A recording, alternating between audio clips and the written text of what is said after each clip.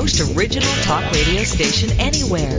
We are LA Talk Radio at latalkradio.com.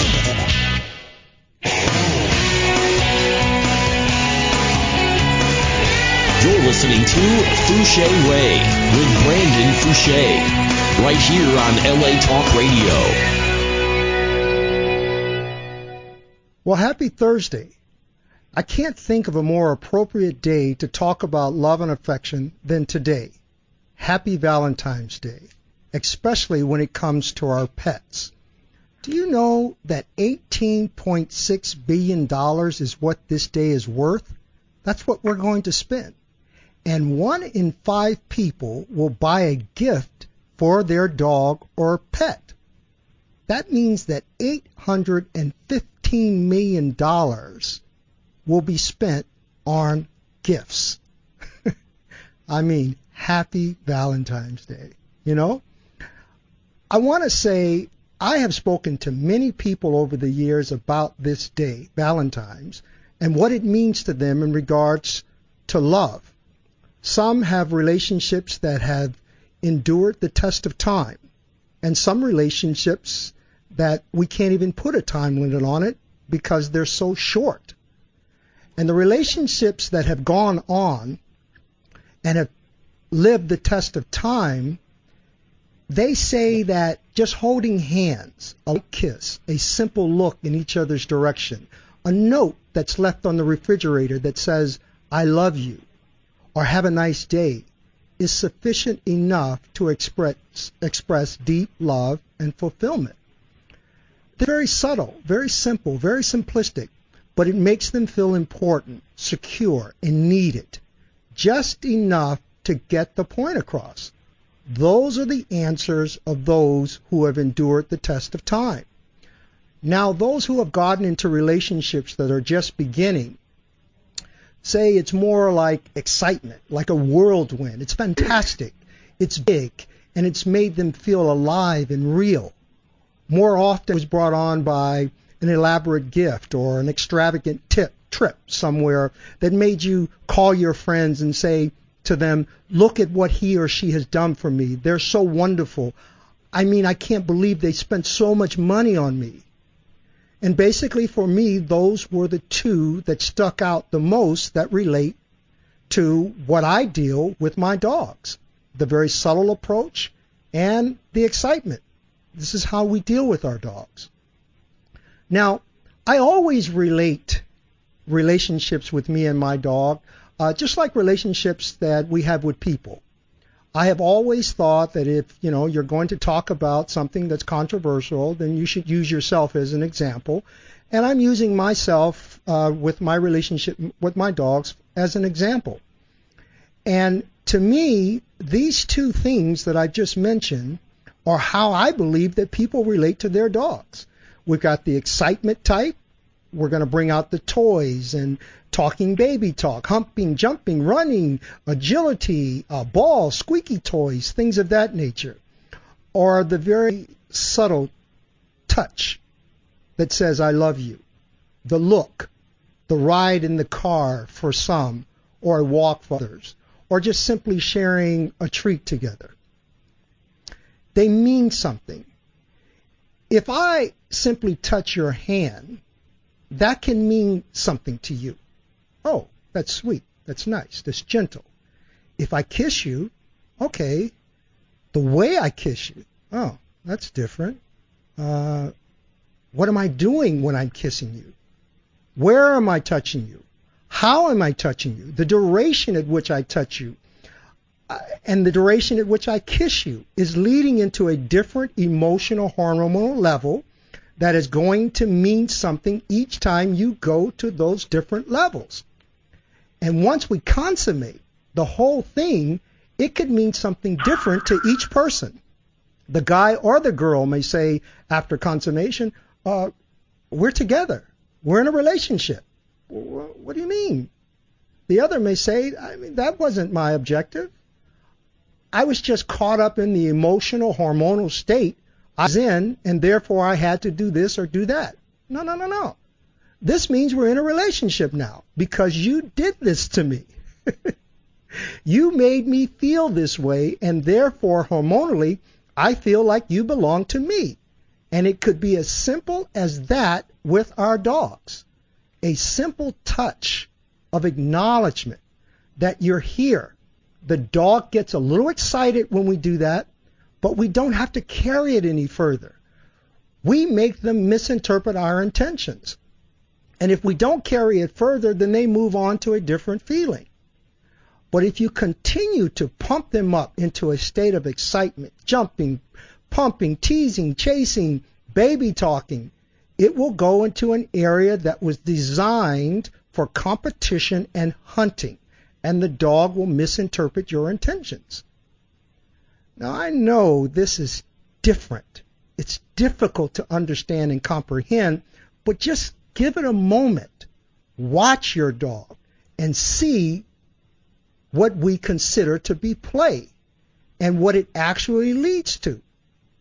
What could it actually mean other than our concepts to the dog? That's what we need to know. And so my first caller is a caller that has had a problem with a rescue dog that they adopted, and the dog's name is Bert, and the owner name is Laurel. How are you today? Oh, thank you. Okay. Can you give us a little information about Bert? And, you adopted him, sweet little Boston, and you have another dog. And if you go to our Facebook page, you'll be able to see him. Tell us about Bert. So we know he came through at least 2 other homes. He had a sort of sad start to life, and he was found after he was thrown out of a car, then cycled through at least 1 other home before he came to the rescue organization. We knew we wanted a second dog. We read about Bert, contacted the rescue organization, were home checked, and we were made aware that Bert did have a few challenges, but we did want to give him the good home that he deserved. Mm-hmm. So some of the challenges we knew about were scared and aggressive towards large dogs. The rescue organization asked us to come down with our other Boston to meet Bert, see if we all got along, and luckily we did, so we went home with Bert. Mm-hmm.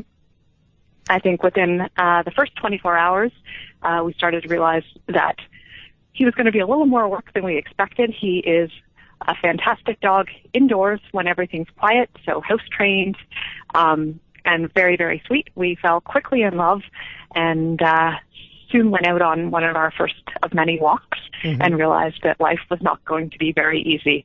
Bert goes into full-on tantrum mode, high-pitched screaming, dancing. Cars stop and ask if everything's okay. People stare every time he sees another dog, hears a dog behind a fence, or sees something that he doesn't understand. So we were really, really challenged. All the tools that we had worked with on our previous dog weren't working to try and sort of catch Bert's attention. We read a lot on the internet. We watched a lot of dog training TV. We were hungry for information, but really couldn't break through and catch Bert's glance or catch his eyes when he was in tantrum mode. Now, you did something different. You knew something about Bert before you adopted him. You knew that he wasn't great with large dogs, right? But you decided to go with him anyway. Can you tell our listeners why? Yeah, I think we felt he deserved a chance. I think in terms of philosophy, my husband and I, it was almost a duty of care. It wasn't his fault, the life that he had had before, and we wanted to give him the good home that he deserved. Okay. All right. So you saw that this was not working. I mean, I remember you mentioned to me it feels like this little guy is pulling your arm out of the socket. Is that correct? Yeah. I couldn't even walk him with my right arm after a while because he had been pulling so much in so many directions. Mm-hmm. And I used to volunteer dog walk at a humane society. I had, grown up with a pretty bunch of big dogs, and I'd never had anything like this before. Mm-hmm. And so it was really sort of embarrassing and frustrating for me, thinking I'm a real dog person, not being able to use any of the tools that I had and not being able to find anything to really break through to Bert and connect with him when he started to go towards tantrum mode. And you know, you have another dog. I want to tell our listeners, you have another dog. It's a Boston, correct? Yeah, he's a Boston as well. He's a smaller dog, and he's very subordinate. Yeah. Okay. Now, So total opposite personality. exactly. Now, the things that you were doing before you got Bert were working with your dog because he's a subordinate by nature. So all the positive reinforcement works. Is that correct? Yeah, really easy. We went to agility with him, traditional dog training, dog school. He seemed to really enjoy it, and it was an easy life. Okay. All right, so now you decide to get this other guy, and then you're having problems. You talk to the rescue organization. They chose you to call me. We made an appointment for you to come and see me. And as soon as you walked into the door with this guy, I told you right away what this problem was. And I want to tell our listeners, you know, we talk about separation anxiety a lot in dogs. And I want to say that this is a form of separation anxiety. And what I mean by that is by separating him from other dogs, him not being able to be with other dogs is actually creating this type of anxiety. And what happens is the adrenaline level rises so quickly and the hormones pop out of whack that this guy goes into a sense of aggression, state of aggression. And so what has to happen in order to solve this is we have to get him with the stimulant so that he can actually calm himself down, because we believe that we can calm our dogs down by talking, touching, rubbing, kissing, hugging them, when actually what we have to do is create an environment for the dog to be in so that they can calm themselves down. And so how did you feel when you came back and you saw your dog with those other dogs? I think the immediate reaction is that even our dog? He was a different dog. It's the first time you're able to sort of grab his, catch his glance when there's another dog around. It was a shock. I didn't believe it was the same dog, and I didn't understand how it had happened that quickly. And all of a sudden, I knew I was the new leader, and I had the tools to be the leader. Good. And that's what you needed. You need to see that it could be done. There are those who have to see things, and there's those that, you know, you can explain something to. But the fact that you saw him, I mean, and he looked very calm, very cool, very collective, right? And as though he had been doing this all along. And that's, it was a complete reset. Yes, exactly.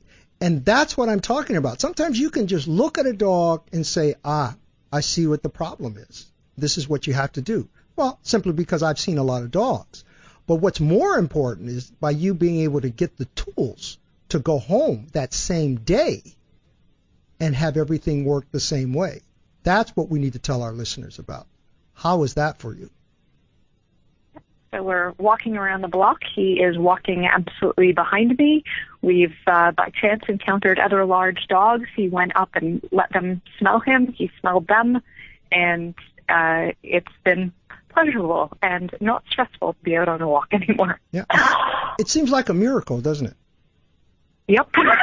I mean, we knew we were on a journey. We didn't realize we'd have such a big change so quickly. Yeah, I mean, that's so important for us to look at dogs from a hormonal state than to look at it from a concept of training, to try to physically put a dog body in positions to say, you know, I'm afraid, I need you to sit and stay, or stay away from this dog.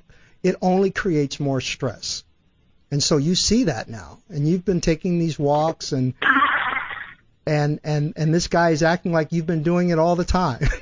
That's what's so funny. No, a different dog. All right, well, that's good. Now, I also want to mention, because we're going to have you back on, you had an incident with your other dog with him. He's trying to be dominant over your other little dog. And what's his name? Oliver. Oliver. And there was an altercation the other day with Oliver that it was the first time that this has ever happened, but as you can see that you are leading up to this because Bert would growl at him, right? Yeah. Yeah.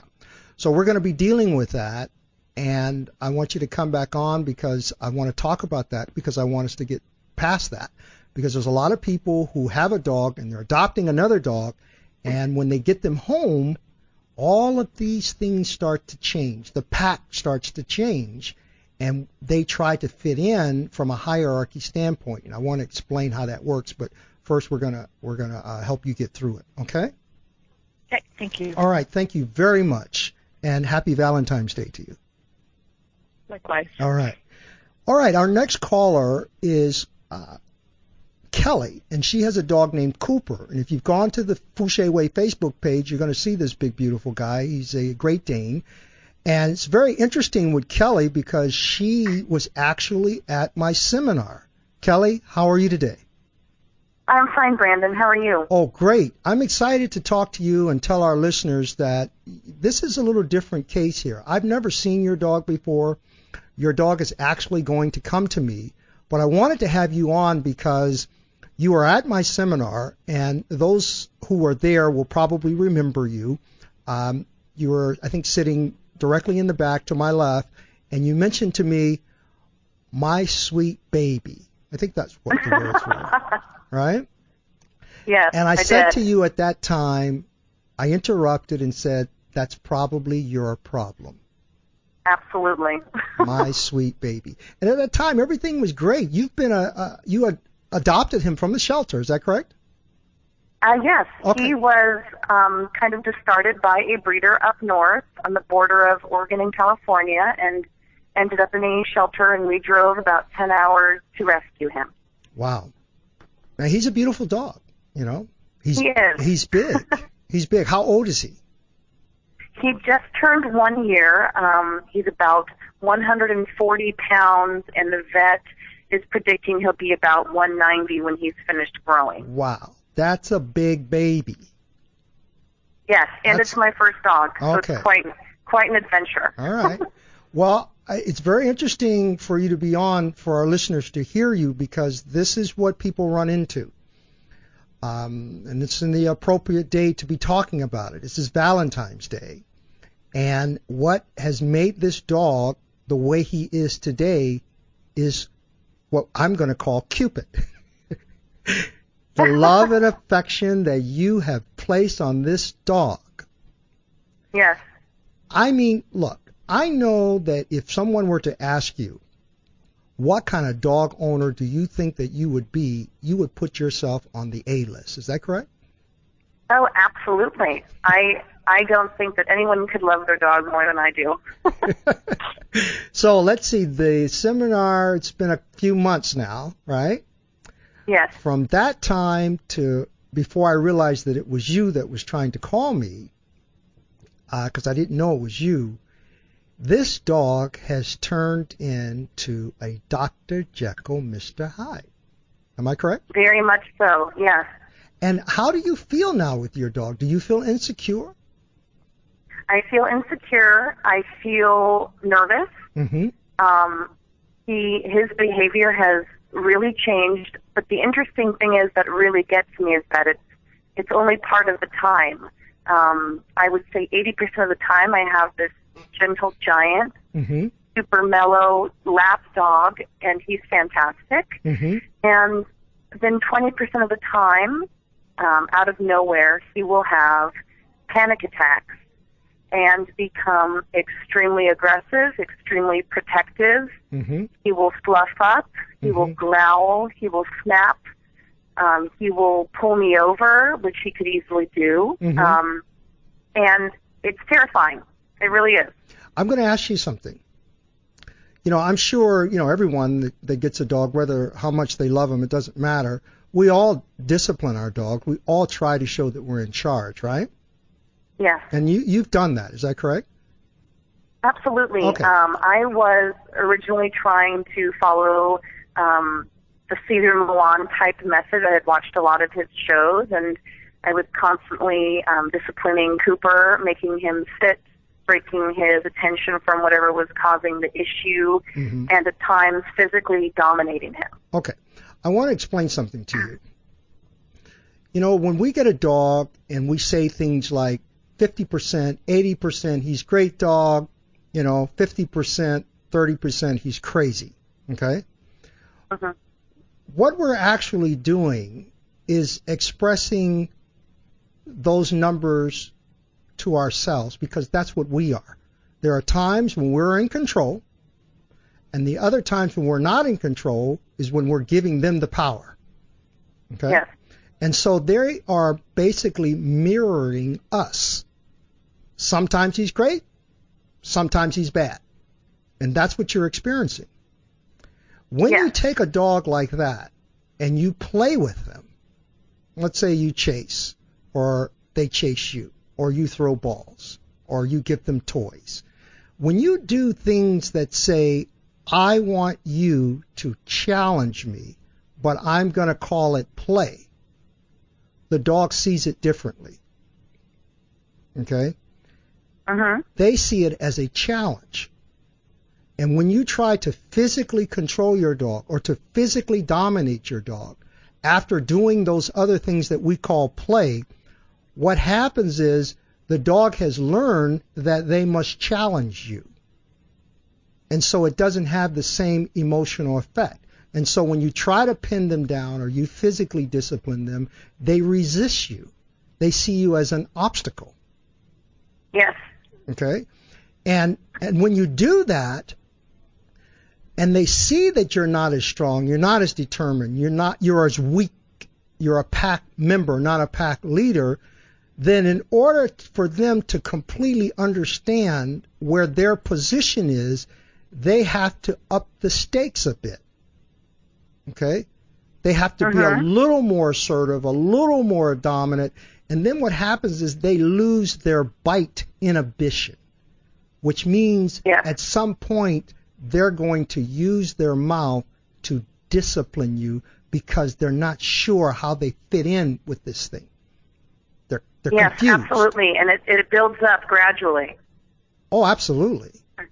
And that's why, I get a lot of flack about, well, I can't believe I can't play tug of war with my dog, or I can't play ball with my dog. And I've always separated myself and said, some people are not for me and some people are for me. And someone gave me a call and said, you know what, Brandon, I heard you say that, but I got to tell you something. I think that all people are really for you. They need to know this before the aggression does kick in. And you're one of those people. Because with your dog, you felt with what you were doing that this was going to make the perfect dog. Absolutely. I mean, I wouldn't do anything otherwise. Everything I've tried with him has obviously been, with the best intentions in mind. And this is so important, especially when you have these big breeds, because they begin to outweigh us. And doesn't yes, they do. Yeah, I mean, look, the woman just before you, Laurel, has a Boston Terrier that's pulling her arm out of socket. Okay? And he's all but, 30 pounds or so or less. And you've got something that's going to be 140 or better. You might as well just jump on his back and ride. But I want you to tell our listeners what has been happening that made you call me. What are some of the things that he's been doing? And I know Nicole, who actually brought you to the seminar, was the first because she's been following the Fouché Way. She's been a part of it. She's a trooper for the Fouché Way. She noticed things about your dog, and can you tell us about how that came about? Absolutely. Well, I started working for Nicole's family in July of last year, and we all hit it off wonderfully. We were all dog people. I actually submitted a photo of my dog with my resume because they said you must love dogs to work here. So we hit it off instantly, and we all went down to Los Angeles to your seminar. At that time, I had only had Cooper about a month and a half, 2 months. He was approximately 6 months old, and he was an angel at that point.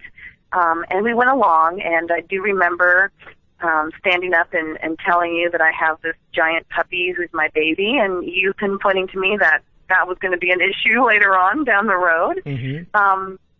But after the seminar, I didn't have any problems to begin with Cooper.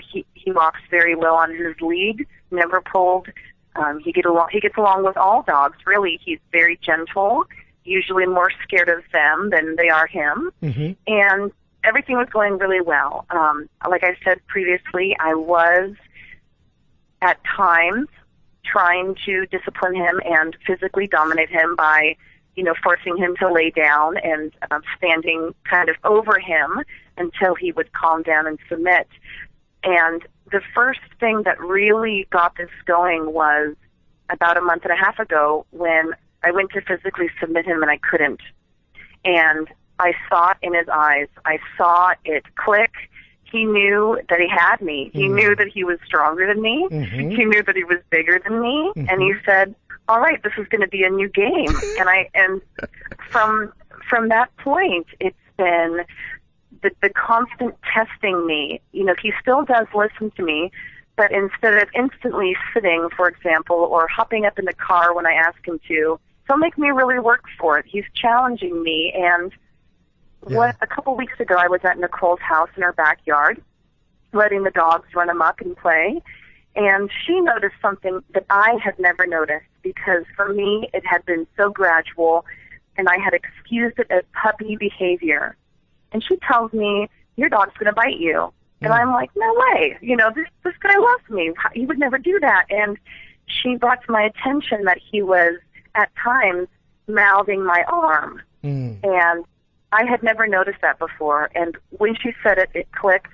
And I realized he was doing it all the time. And he would kind of throw his weight into me. Mm-hmm. He would mouth my arm every once in a while, kind of testing the waters, seeing what he could get away with. And just last week, he bit me. And wow. It was a moment where we were in an unfamiliar place. It was crowded. He got very uncomfortable. He had one of his, what I like to call his panic attacks. Mm-hmm. And I went to grab his collar, and he whipped around and bit my hand pretty badly. Mm-hmm. And I would have never thought in a million years that he would do that. And then from that point, I was scared. Right. Yeah. I want to say something to you. You mentioned earlier about him with other dogs. You said, if anything, he seemed scared of them. Yes. Okay? When you get a dog that displays that kind of behavior, it is a dog that is not sure where he fits in. Okay? Yes. And so if they act that way, and then we do something positive to them to make them feel secure, then what we're telling them is that that's the way they're supposed to feel. Mm-hmm. But that's going to pass. It's not normal for dogs to be afraid of their own kind. It's just that they're in unfamiliar territory at the moment. Okay? Mm-hmm. And that will pass. I have never not seen it pass. And that same dog that seemed fearful can then become aggressive. And this is where the term fear aggression comes from. We think that if a dog is fearful that he will run in the opposite direction. Well, why is it that he's fearful and he goes forward and he bites if he's not cornered? Sometimes cornering can be like being on a leash, unable to exercise the flight, and so they fight, right? Yes. Or walking down the street and there's dogs behind fences barking. At first, your dog will be apprehensive and say, what is this? Unless he's learned this before, right? He'll say, what is this? Because it's not normal. If dogs are running free and there's dogs behind fences, they don't generally run up to the gate. They will run into the middle of the street around the cars to get away. But what happens is we force them to walk past the fence, and nothing ever happens to them physically. And so they become emboldened by that, and then they too become assertive, dominant, and aggressive. Okay? Mm-hmm. So it's not necessarily something that we want to do with our dogs to force them to walk past an aggressive situation. This is training. Okay? Mm-hmm. But we have to look at them hormonally. We've got to say, okay, you have a problem with dogs, you feel a little fearful, then you need to interact with them physically off leash. Okay? That's what has to happen. And when that was taking place, and you begin to play with your dog, play games, physical games, hug him, climb on top of him because he's so big, or physically challenge him, we call that play. But believe me, your dog is sizing you up. Absolutely. Okay? And then what happens in his mind, after it has happened for so many times, and he sees over and over again that you're not as strong, you're not as determined, you're not as agile, okay? Then he's going to form his opinion. He's going to say, I got it. Yeah. Right?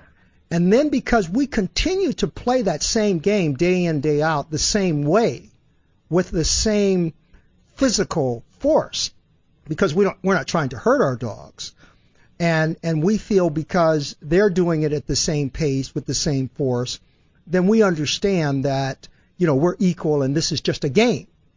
Okay.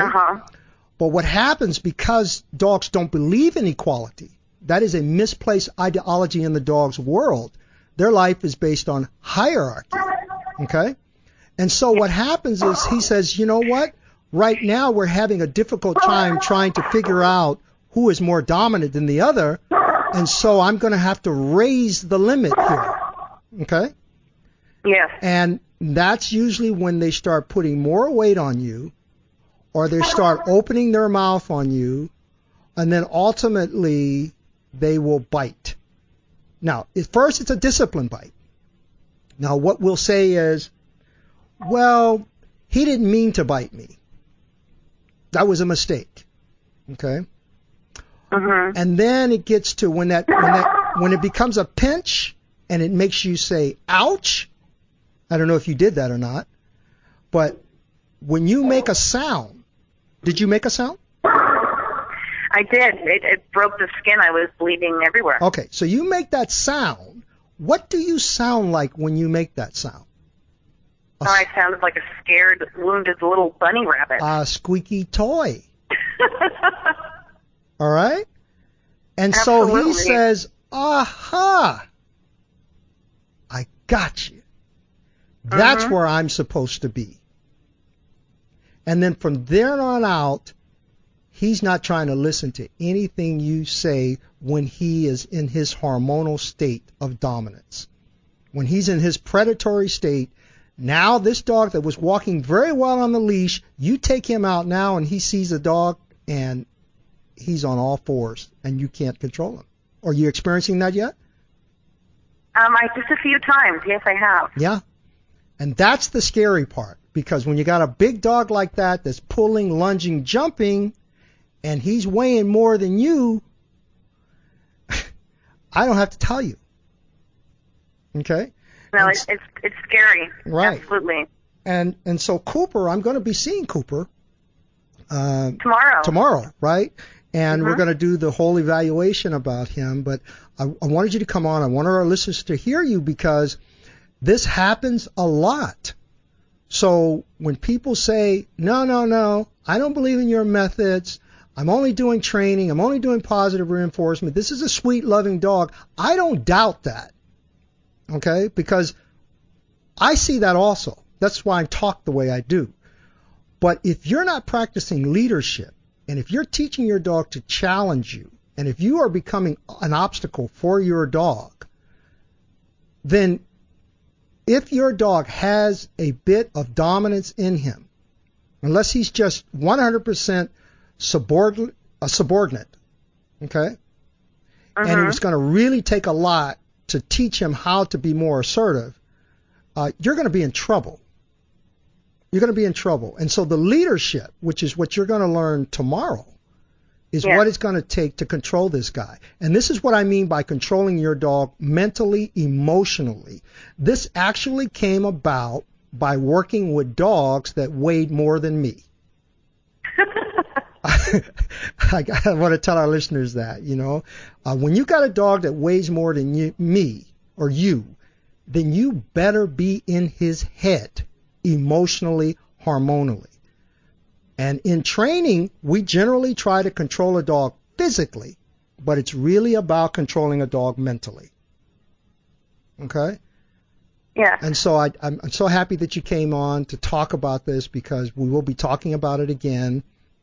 And I want people to hear about what's going on with you and this beautiful dog of yours, Cooper. And we're thrilled. We're thrilled about coming tomorrow. I'm very excited. Okay. Well, that's great, Kelly. And we will see you tomorrow. Okay? Wonderful. Thank you so much. You're very welcome, and happy Valentine's Day to you. Same to you. Okay. Well, our next caller, who's not a stranger to the show, they've been on before, has 3 beautiful dogs. Natalia. Natalia, how you doing? I'm great. How are you? All right. I can barely hear you, Natalia. Can you speak up a bit? Really? Yeah. How's that? You talk a little loud? A little more? Oh. How about now? Okay, that's much better.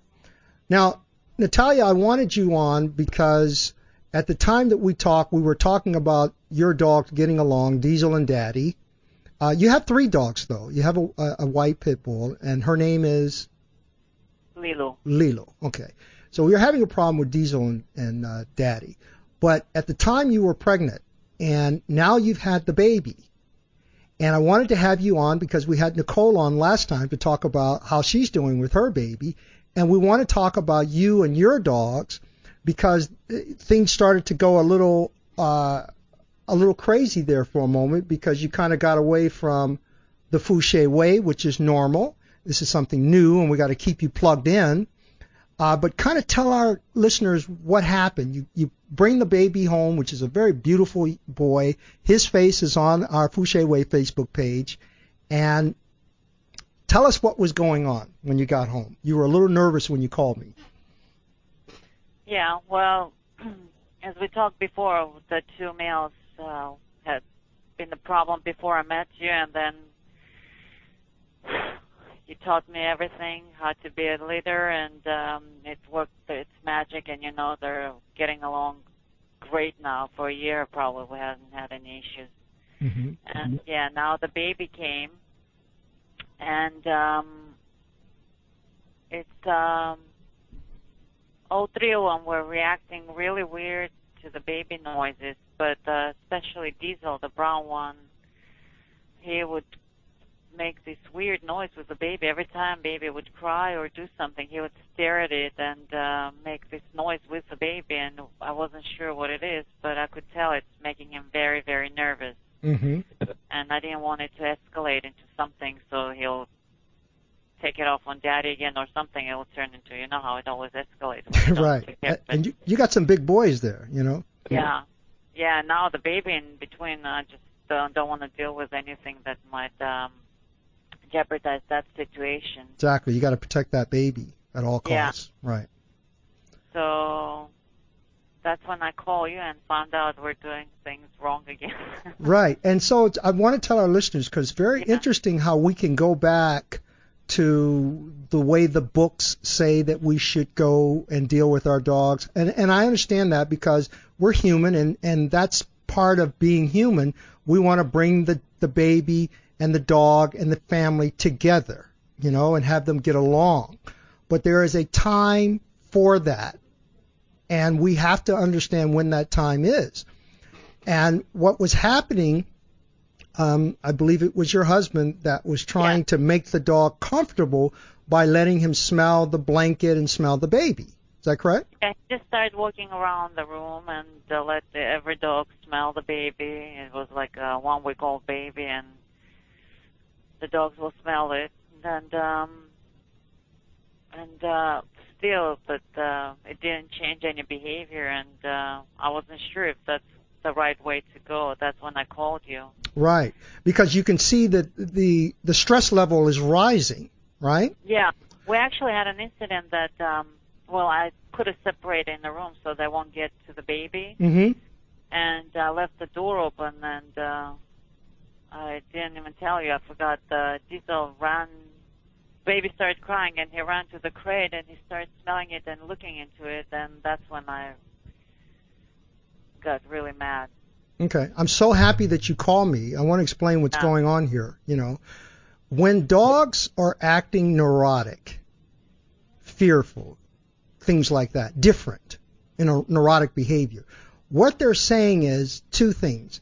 Either I don't understand what's happening, I don't know what I should be doing. You know, what are the needs? How should I be responding to the needs of this situation? Yeah. That's what they're saying.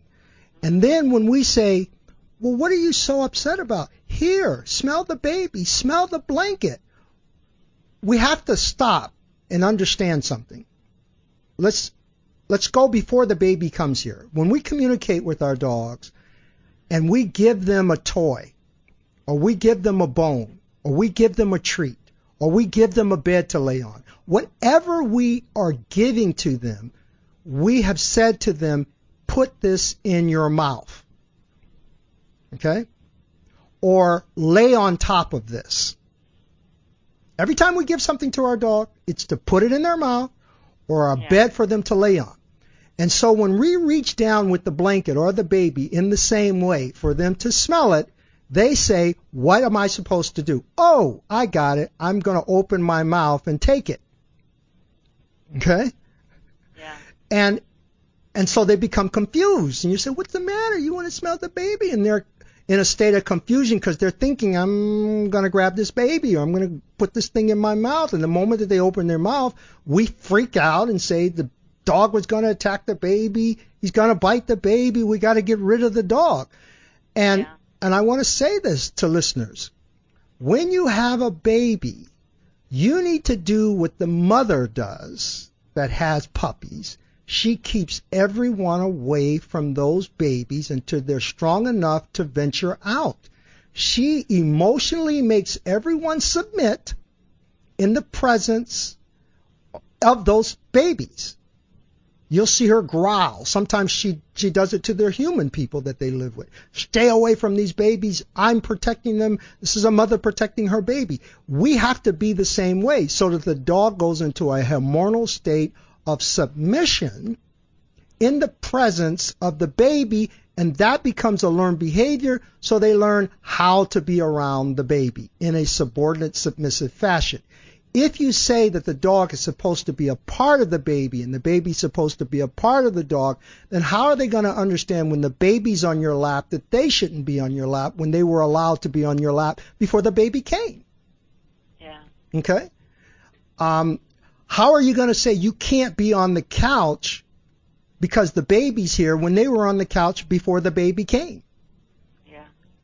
So wherever that baby's going to be, on the floor, on the couch, on the bed, and your dog was previously on those things, you have to raise your dog in a way, if you don't have children, if you're planning on, that you do have children. And you start right away, emotionally letting them know what they can and cannot do.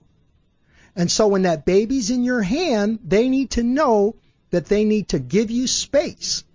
And after you called me and told me that, and we talked, and I told you what to do in terms of leadership, okay, what happened with your dogs and the baby and your husband and the situation? Well, yeah, again, that thing you said about mother than the puppy and how would she behave. She won't be taking the puppies and letting every dog in the pack smell them. Or that made total sense. So that's exactly what I did, and I have to tell you that worked as magic. The next time after talking to you, Diesel did this thing again, crying or acting neurotic. So he jumped on the fence and tried to smell the baby. And what I did, I hit it with. I didn't touch the dog. I didn't hit him. I did nothing. I just made a really loud noise with by kicking my foot to the separator because it's metal. So it made a really loud noise. And I just gave him the look, and he knows. Right. This is all part of the body language that I'm talking about. You're acting like the mother protecting her baby now. And so what you're saying is when this baby's crying, you're acting confused about what to do. So let me tell you how to emotionally respond to this crying. Okay? Yeah. And since then, you will find that your dog's completely calmed down. Yeah. You can have the baby around the dogs now, and they're not completely remotely interested in what's happening, right? Absolutely.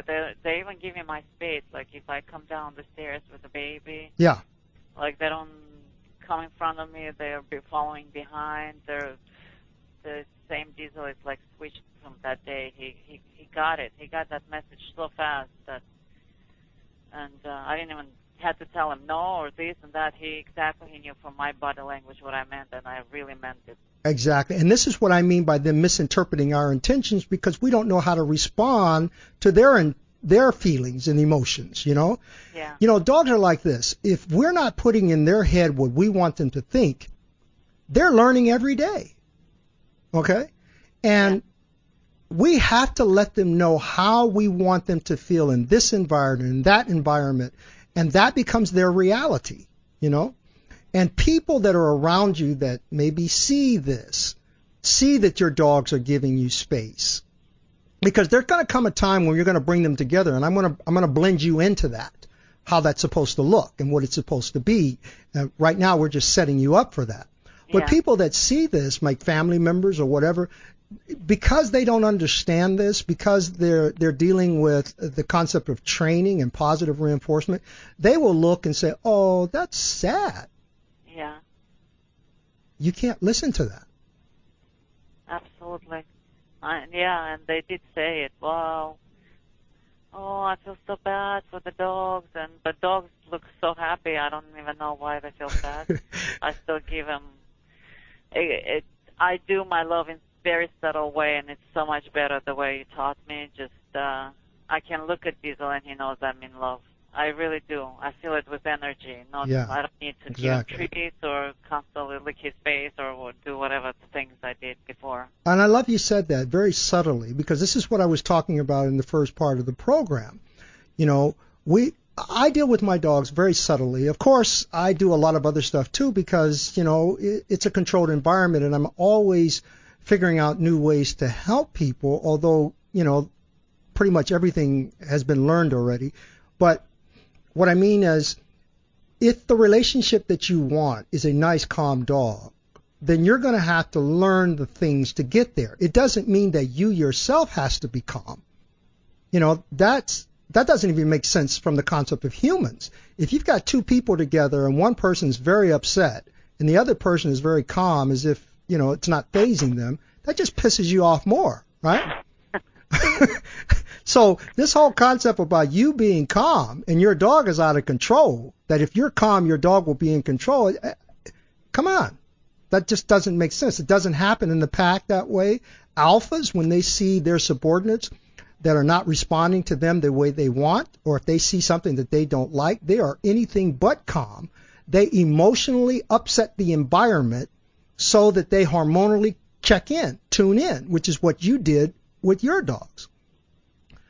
It's so important that we understand this, and it's important that we understand what discipline and domination means and how we touch and show affection to our dog. As I said in the beginning of the program, we can touch in a way that makes them believe something else, that can excite them to the point that can lead to aggression. And I'll probably talk about this on the next show when we talk about separation anxiety and the different forms of that, and how we can control this hormonally, and how one person of the house can actually create aggression within a dog just by being present. But what we have been doing so far is teaching you, Natalia, and your dogs and your baby, how to flow with energy, and with flowing with energy, you're controlling it rather than trying to restrict it.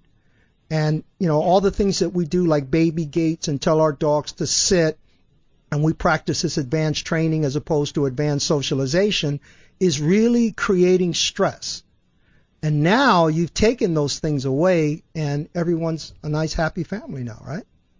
Yeah, and I can't even tell you how many people that I just know, I told you, that had to give away their dogs because they had babies, and the dog would steal the blanket, and one dog, the poodle, tried to bite the baby or just put the leg in the mouth, and they all gave the dogs away. And yeah, the dog pays for our ignorance.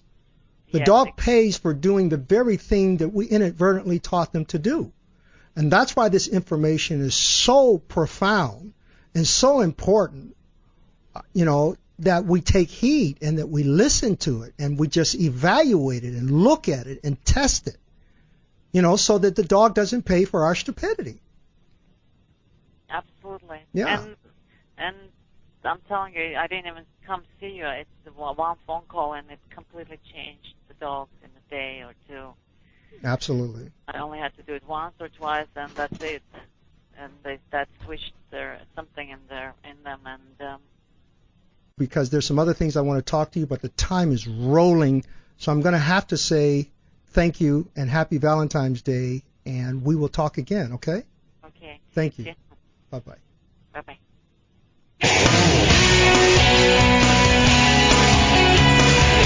You're listening to Fouché Way with Brendan Fouché, right here on LA Talk Radio.